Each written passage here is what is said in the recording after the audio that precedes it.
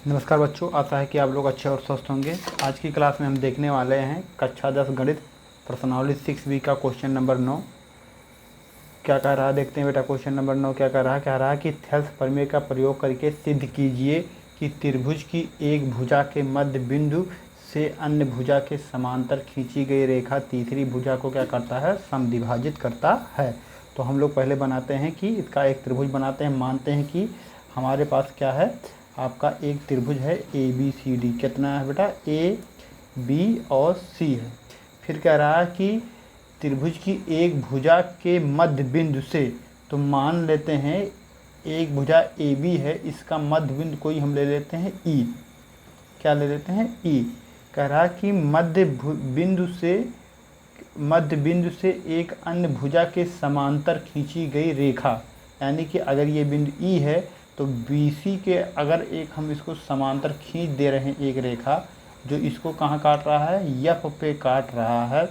तो कह रहा है कि इस अन्य भुजा के समांतर खींची गई रेखा तीसरी भुजा, यानी कि इस पर मध्य बिंदु लिया गया है, इसके समांतर है, तो इसको क्या कर रहा है, तीसरी भुजा को समद्विभाजित करता है। हमको यही सिद्ध करना है, यानी कि AB AF बटा FC का मान कितना होना चाहिए, बराबर होना चाहिए। यही हमको क्या करना है, सिद्ध करना है। तो इसके लिए हम लोग बेटा क्या करेंगे, देखते हैं हल में लिखेंगे। हमने क्या लिया है, माना कि एक त्रिभुज लिया है। माना ABC एक क्या है बेटा, त्रिभुज है। क्या है बेटा, त्रिभुज है जिसके भुजा AB का मध्य बिंदु क्या है, E है, तथा जिसके भुजा AB का मध्य बिंदु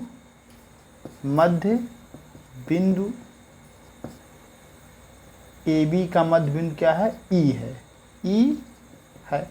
अगर AB का मध्य बिंदु E है तो हम लोग लिख सकते हैं अतः कि AE बराबर क्या है, BE, या कर सकते हो कि EB, क्योंकि ये कह रहा है इसका मध्य बिंदु है। ठीक है। फिर कह रहा है कि क्योंकि जो इसके समांतर ये बिंदु E से तीसरी भुजा BC के समांतर एक रेखा खींचा गया है FC, तो हम लिख सकते हैं तथा जो FC है या EF है, ये समांतर किसके बेटा है, BC के। ये आपका दिया है, क्या है, ये भी दिया है और ये भी क्या है, दिया है। ठीक है। अगर इतनी बातें इसने समझ लिया तो ये क्या है, आपका इसका मध्य बिंदु, इसका इतना है। तो अब हमको लगाना है कि थेल्स का प्रमेय।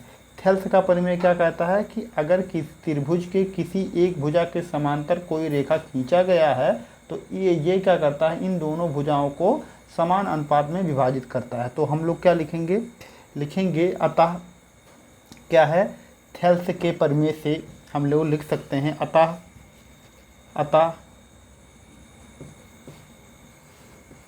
थेल्स के प्रमेय से क्या होता है कि भुजाओं का अनुपात क्या होता है, बराबर होता है। तो लिख सकते हैं कि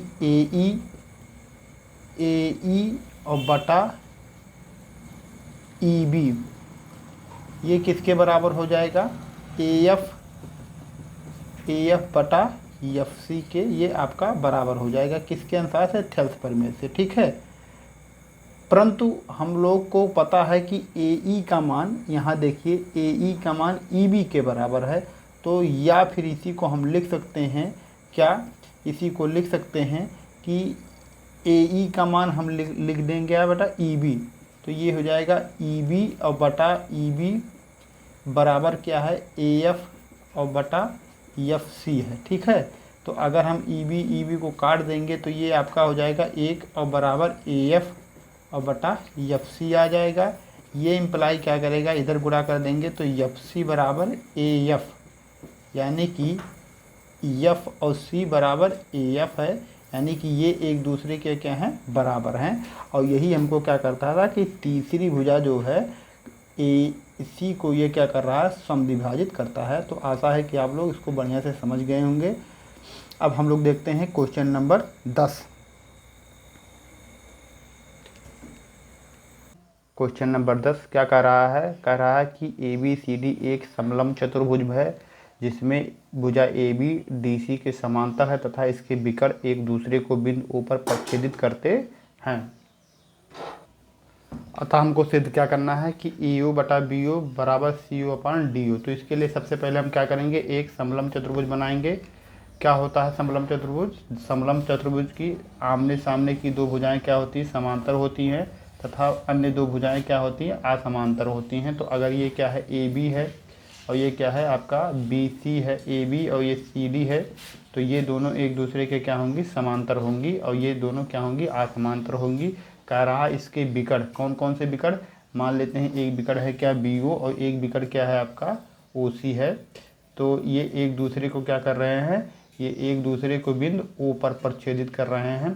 तो हमको सिद्ध करना है कि EO बटा BO CO अपान DO को सिद्ध करना है। तो इसके लिए हम क्या करेंगे, सबसे पहले देखते हैं क्या दिया है। क्या दिया गया है कि जो आपका